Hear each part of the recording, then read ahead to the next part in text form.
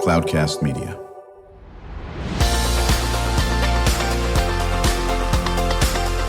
Drew Schlosberg Spotlight on the Community Show, amplifying the voices of social impact organizations, entrepreneurs, local nonprofits, and other community champions who shape the culture, creativity, and connectivity of San Diego. Brought to you by Mission Fed Credit Union, bringing good things to San Diego for over 60 years.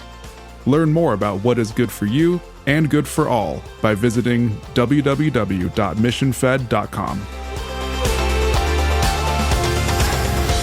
Welcome to another episode of Drew Schlosberg Spotlight on the Community, brought to you by Mission Fed Credit Union. The show is a part of Cloudcast Media. And if you've been listening to the show for 18 years, it is the longest running community podcast in the country, continuously hosted by Drew. Then you know for sure this is not the voice of Drew Schlosberg. Because I'm not Drew Schlosberg. I'm actually Charles Parisi with Cloudcast Media. And I'm here today to have another, hopefully really, really wonderful conversation. I'm joined by Brandon Joe. Brandon. Hello. I'm so excited for this, honestly. No, this is my thing. What? This is my thing. Negotiation, game theory. I'm a street kid, so this is like, man, I love this. This is what you're taught from the crib. I guess crawling around on the street. We're going to get into this because I'm so excited. We literally could probably do a whole season just on this topic. But to get into it, we're here with Associate Professor of Conflict Resolution, Dr. Sarah Federman, who's with the USD Kroc School of Peace Studies, and she's also an author of a fairly new book called Transformative Negotiation, Strategies for Everyday Change and Equitable Future. And by the way, Brandon, I don't know if you know this, but 2023 Porchlight Best Business Book Award. Sarah, welcome to the show. Thank you. I'm so excited. I'm so excited because we got chatting about this when we met up last time, and you told me that you'd really learned negotiation on the streets the hard way. And I was like, oh my God, I just spent a few years with people who had done the same and learned from them. Well, I have to tell you, Sarah, we could call you Dr. Federman. Sarah's, please. Sarah. I so thoroughly enjoyed reading your book because it took me back to so many things in my own life, including with my daughter. Like she still says to this day, Dad, I don't understand how you get free things everywhere you go. And I said, because all they can do is say no to me. So it's about asking and negotiating with the pretzel guys on the streets of New York. They think it's 50 cents. You're convinced them you only have a quarter. It's a nonstop. But the thing here is all of life is a negotiation. That's what every human, in some sense, Brandon, needs to understand. Hey, what do you want to have for dinner tonight? That's a negotiation. Am I right? Exactly. We don't realize how many times we're negotiating or not negotiating throughout our day. And when you start to wake up to that, you start to realize how much more choice you have. Yeah. So, well, let's get into this because we could talk all day long about the Kroc School. We could do a whole separate episode, come back and talk about Kroc and amazing work that takes place there at IPJ. But let's talk about negotiation. Sure. If life is a negotiation, every moment, what do you want for dinner?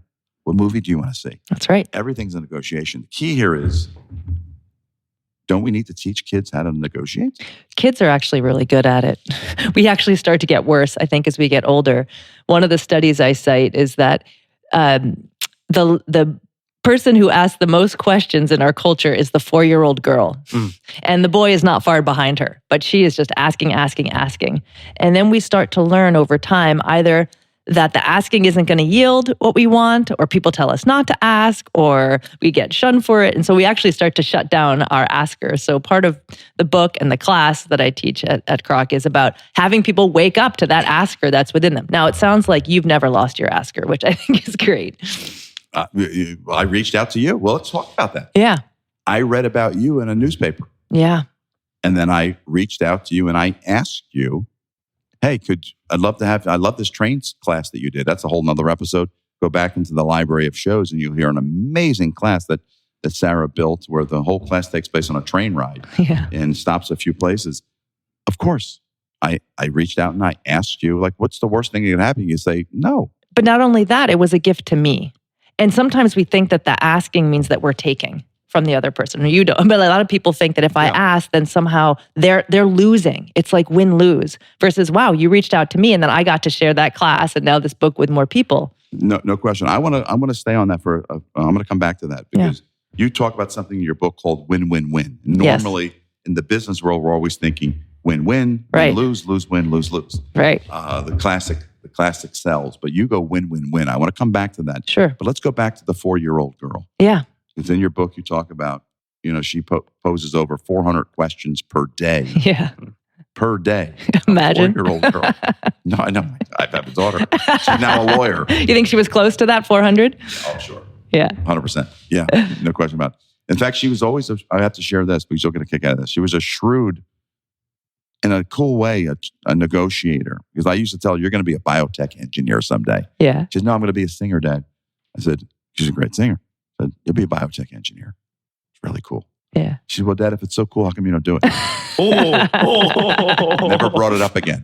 She was 8 years old. Shut me down. See? Never brought it up ever again, Sarah. They're masters. They're masters. She had a lot of questions. So the key is, we're inquisitive. Mm-hmm.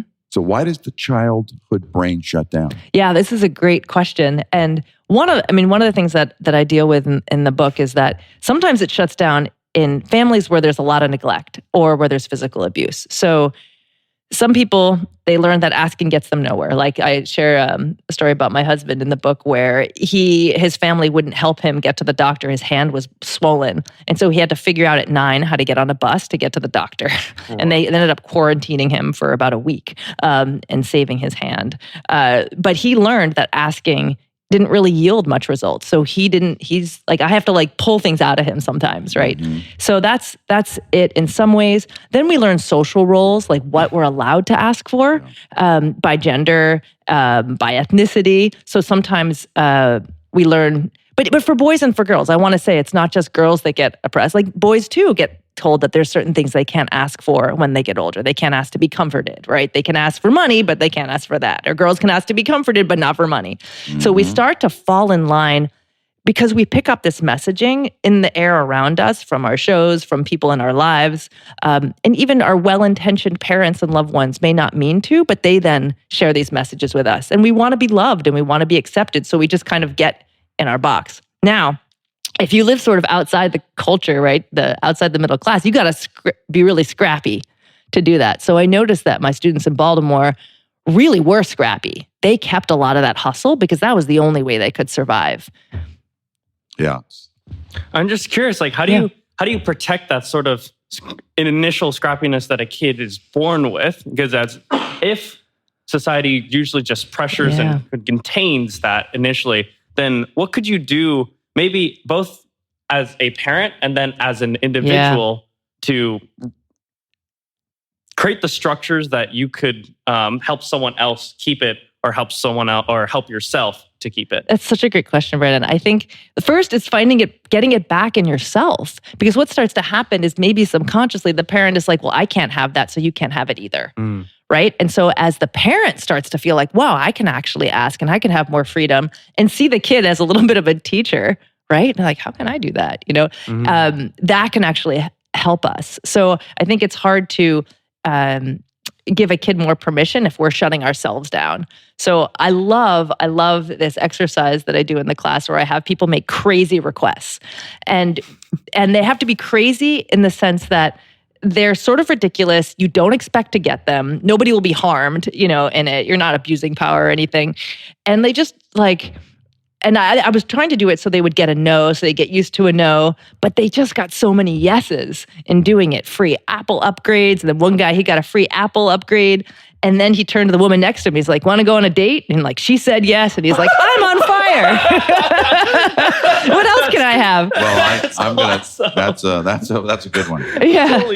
That's a good one. Well, so Brandon, here's what's pretty cool about this conversation. In fact, let me read your own words to you, and then let's continue the conversation. Sure. Here's what you wrote in your book. If you cannot make requests, you cannot negotiate. Full stop. Right. So how do, whether it's at work, whether it's in a relationship, whether it's in a household, how do we create an ask environment? Yeah, that's such a good question. The first step is actually knowing what we want. Because sometimes we're getting frustrated that our needs aren't met, but we're like, if you have to actually be like, well, my husband isn't meeting my needs, or my boss, like, well, what are your needs? I don't know. Because we're moving so fast. So I think the first step is definitely, what do I want and why do I want that?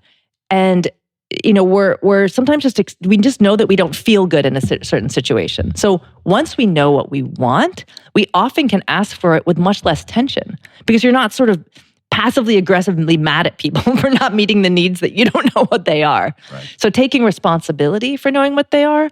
And once you know what they are, you can share with somebody like, hey, this might sound totally crazy, but it'd be really nice if when you walked in the morning, you just said hi.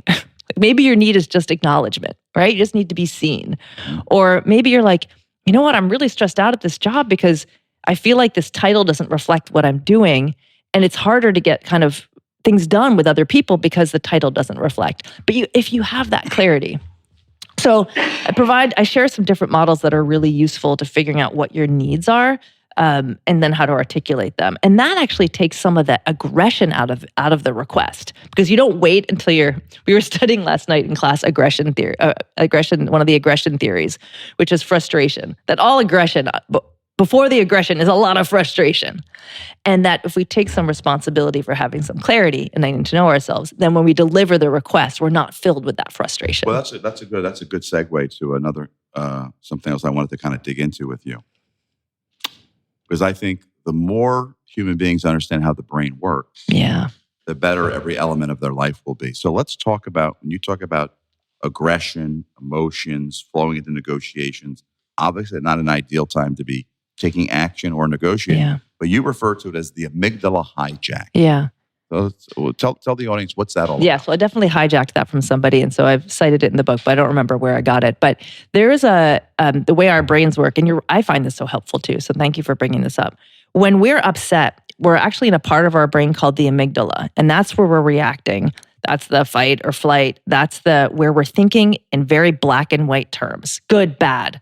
You're feeling the aggression, but you're not able to access the front of your brain, which handles cognitive dissonance, which can mean like multiple ideas, and you can't think about the impact of your actions on the future. So you're just thinking now, and you're thinking good, bad. But how we have good negotiations and good conversations and conflict resolution is when we can think and hold, okay, this person kind of pissed me off, but they were also really great to me last week. And if I say this way now, it's going to make tomorrow much worse. But we can't access that in our brain. So as I think you were sort of alluding to, timing really matters with requests. Look at how kids know this. This is where we gotta, they look at the parent and they're like, this is not the time to make the request. Smart kids, right? Or they're like, mom's freaking out, ask dad, or dad's freaking out, ask mom, right? So I look at sort of, and I say this with high stakes negotiations, and the person's eyes are like crazy, or our eyes are like crazy. That's not the time. That's the time just to cool the person down, not to actually make the request. It's very hard for us to kind of absorb something new and give when we're in that panic mode. I'm just also, so this is going to be difficult for me to articulate, so bear with me. But in the modern times, when we talk about accessing the front of the brain in order to weigh and explore the gray between different arguments, I find that that's becoming, maybe this has always been the case. I've only lived in one generation, but in my generation especially, there's not to be offensive, but there's not many people that engage in that way. Yeah. I find that there's a lot of people that always black and white it. Oh, this person just wronged me, they're done. Why would I ever talk to them again? Instead of considering all the other aspects. I have multiple friends that have been pretty disowned basically by an individual because they said one thing that was not in agreement, and they're like, I can't interact with you anymore. And the one that was the kind of the victim of that just felt so betrayed that they didn't even stop to consider their year of friendship and all of the conversations in between. As this becomes potentially more prevalent, at least in what I've seen, what can we do about this? Yeah, thank you so much for sharing that, because a lot of people, I bet every listener probably has either canceled or been canceled by somebody at this point. And it's even kids doing it to their parents. Like someone tells them like your parents are shit because they did one thing, and then they lose the relationship of the person who loves them more than anyone on the planet, and they cut themselves off from that. When you do your banking with Mission Fed, you get great rates on auto and home loans. That's good for you, but something good also happens for a lot of other people. We're not for profit, so we put money back into the community to help lots of great nonprofits to keep San Diego strong. So you're not just getting something good, you're doing something good. Come to Mission Fed. It's banking that's good for all. Brand amplification is the DNA of Cloudcast Media, and our code is the powerful blending of sound, voice, and storytelling to lift local brands and their communities. Whether it is our Brandcast, Schoolcast, or Causecast platforms, the unifying ethos is all about this community, the one you call home. If you dare to dream and want to explore the brand amplification of Cloudcast, a national leader in local podcasting and other Winfluence strategies, please visit us at cloudcast.us.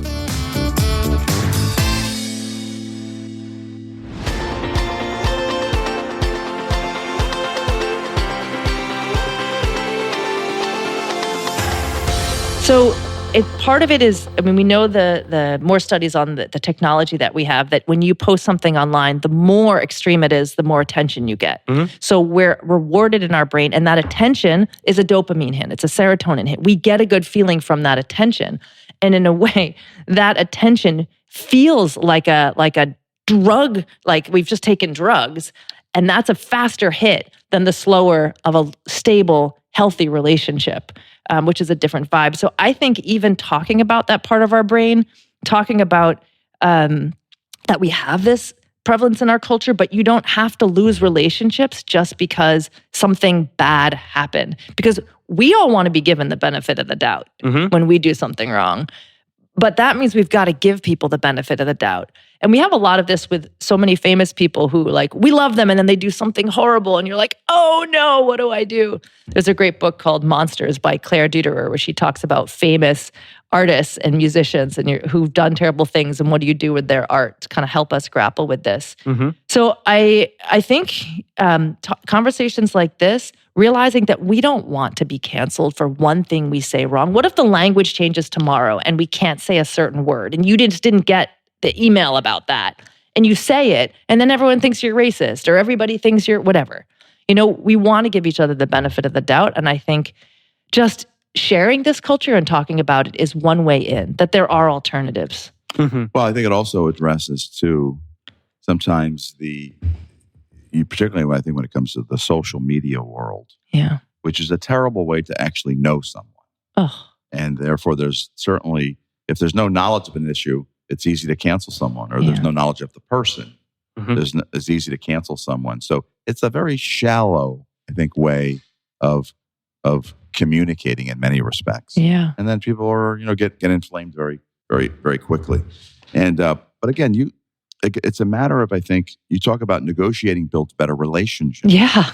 Right? Yeah. It's, how do we make sure young people are actually fostering relationships? Because if you don't have the relationship, it's easy to walk away from something. Mm-hmm. Totally. And we really want, there's this, epidemic of loneliness, right? And even if you have tons of friends online or you're chatting, but what makes you feel not lonely is a relationship where you have psychological safety. And psychological safety means you can say something crazy or you can make a mistake, but you're still in the relationship.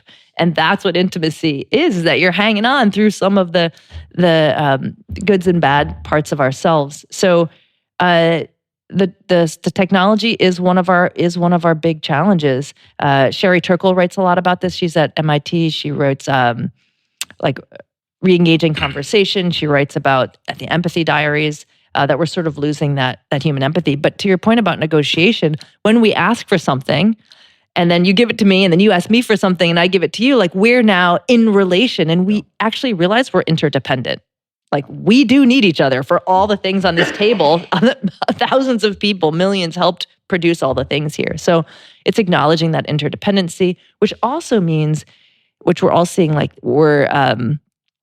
Neil Postman wrote a book called Amusing Ourselves to Death, which has become popular again. But also this idea that this desire for fame and attention, and which is a singular thing. I'm famous, right? But then that's not in relationship. And I've been really happy to see the Nobel Peace Prize Committee give more awards to groups, because to create peace or to create positive things on the planet, we need to work together. And you just had some other guests on here who were working together, it sounded like, for improving healthcare among historically marginalized groups. And that's super important to think in teams. Yeah, there's no question about it. Well, I'm going to come back to this book for a second, because what I loved about this book is, and I've had this conversation with my daughter, who I bought this book for her, by the way, for her birthday.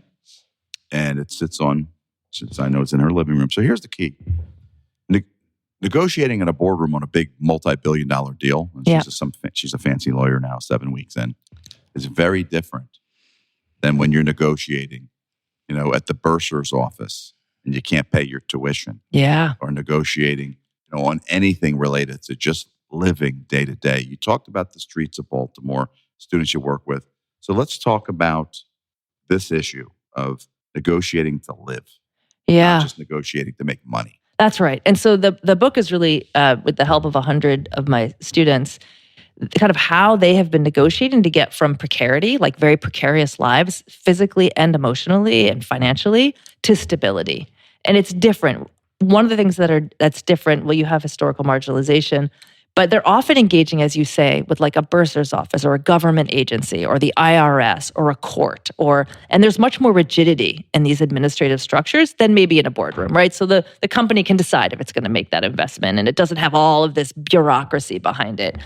And so there's a lot of different skills you need to handle those bureaucracies. And ideally, people, when they get prosperous, get away from those bureaucracies as fast as they can, right? Because you just get sucked in.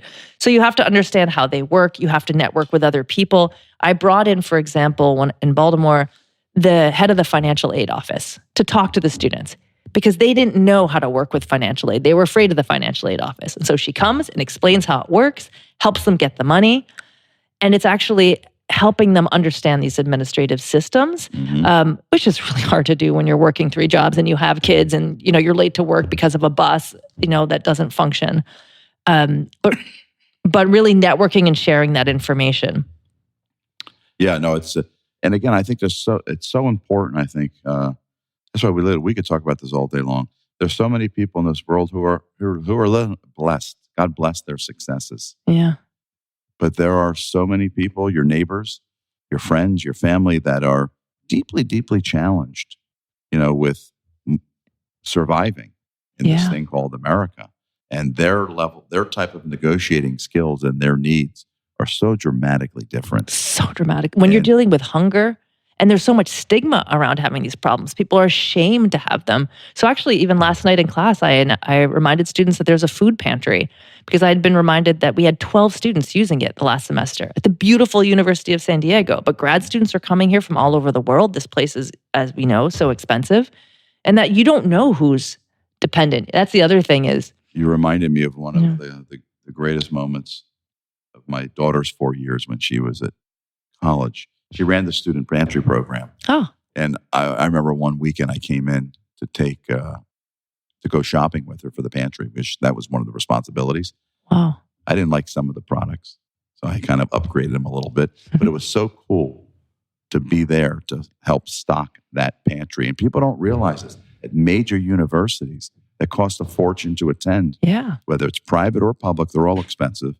And there are kids that are literally hungry. Living in their cars, hungry. I had a student who was in her car, and then she got out of her car into an apartment but couldn't afford heat, so she was in a sleeping bag.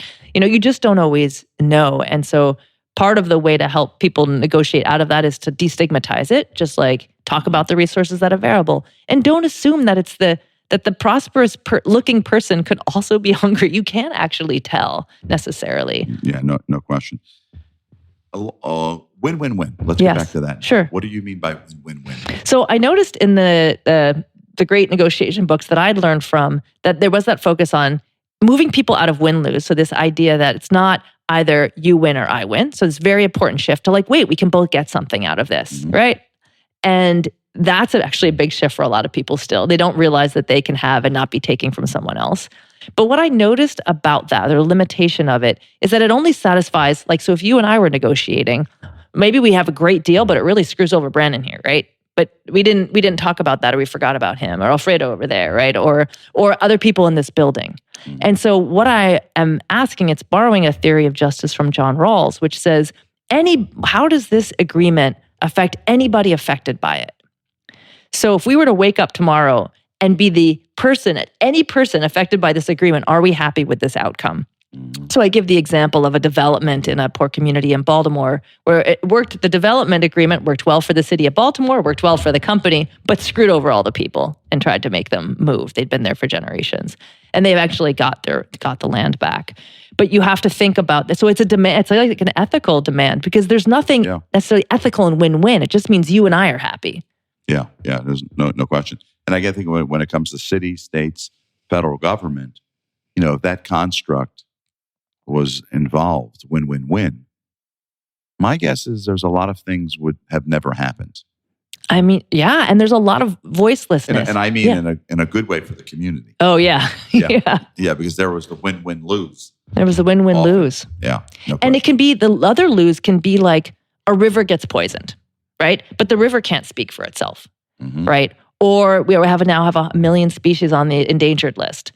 They can't speak for themselves. So they're losing out of these negotiations. Well, even in that scenario too, that's why I think it's the river can't speak for itself. Well, no, we're in compliance with federal government rules and regulations on acceptable levels of blah, blah, blah, blah, blah, blah, blah. Yeah, but who set those rules? Exactly. And we were just studying a mining project in Arizona. The rules for mining were from the 1870s. And mining was so different then. You had your wheelbarrow and you had your pickaxe. And you didn't have this huge machinery. Yeah. And the Wi-Fi didn't even work. The Wi-Fi was terrible in the 1870s. It didn't work in the 1870s, right, Brandon?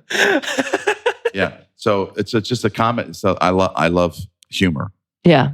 We're still driven by a world that doesn't look like the world that we're in today. So true. And it's so true. No, actually, and humor is helpful, and I use it in my class a lot because. So it's a matter of even going back and renegotiating these benchmarks. They are, and knowing that a lot of people are financially profiting from those old benchmarks, and that's the resistance, and that's why there's a chapter on power and how do you negotiate with power. Yeah, no, I love this whole concept of win-win-win. Okay, so we're going to probably, listen, we have to have you back because there's so many more things. We didn't even get a chance to talk BATNA, game theory. I think every student graduating a high school in America needs to take a game theory and negotiating class. Yeah. So we have more things to come back on. And real quickly with something you refer to as soul goals. Oh, yeah. One of the ways of getting clarity before you actually negotiate is doing a list of your ego goals versus your soul goals. So your ego goals might be a particular fancy car, right? Or it might be a particular award or something. They're not bad to have, but your soul goals might be something like, I want really nourishing relationships, or I want to wake up and have just feel great in the morning, or I want to just enjoy my day and feel really fulfilled by my work. I had sort of a high up person at our university. We did this, and she was participating, and she goes, "Oh my God, I'm meeting none of my soul goals," and kind of had an insight about that. So there's an exercise in there that kind of takes you through that. And I like to do it on a regular basis too, to sort of see which ones are driving me. Well, I think it's great because again, we all have to negotiate. It's life. In order to negotiate, you have to ask. And if you're going to ask, you should certainly know what it is you want. And that comes back to soul goals. Yeah. So I think it makes perfect sense. Well, listen, Brandon, any final questions? I need to read the book. I think that's a really good idea. You can buy it. It's very easily. It'll be delivered probably in 24 hours because of modern technology. Yeah. That Dr. Sarah Federman, Associate Professor of Conflict Resolution at the USD Kroc School of Peace Studies, author of Transformative Negotiation, Strategies for Everyday Change in Equitable Futures. Thank you so much. Thank you so much today. Yeah. I love these conversations. Me too. I really want to hear, if we can have you come back. Yeah. I'd love to hear more about the Baltimore students that you work with. And if there's a possibility, if you still connected with any of them, I'd love to zoom them in. Yeah, we can do that. That would be wonderful. Yeah. To have some of that Baltimore I agree with you. flavor Yeah. into the next conversation. Yeah, they know a lot. No question about it. So listen, thank you so much for being here. You've been listening to Drew Schlosberg's Spotlight on the Community here on Cloudcast Media, brought to you by Mission Fed Credit Union, doing amazing things for San Diego for over 60 years. Thank you so much for listening. Thank you. You've been listening to an episode of Drew Schlosberg's Spotlight on the Community show, amplifying the voices of social impact organizations, entrepreneurs, local nonprofits, and other community champions who shape the culture, creativity, and connectivity of San Diego community. Brought to you by Mission Fed Credit Union, bringing good things to San Diego for over 60 years. Learn more about what is good for you and good for all by visiting www.missionfed.com.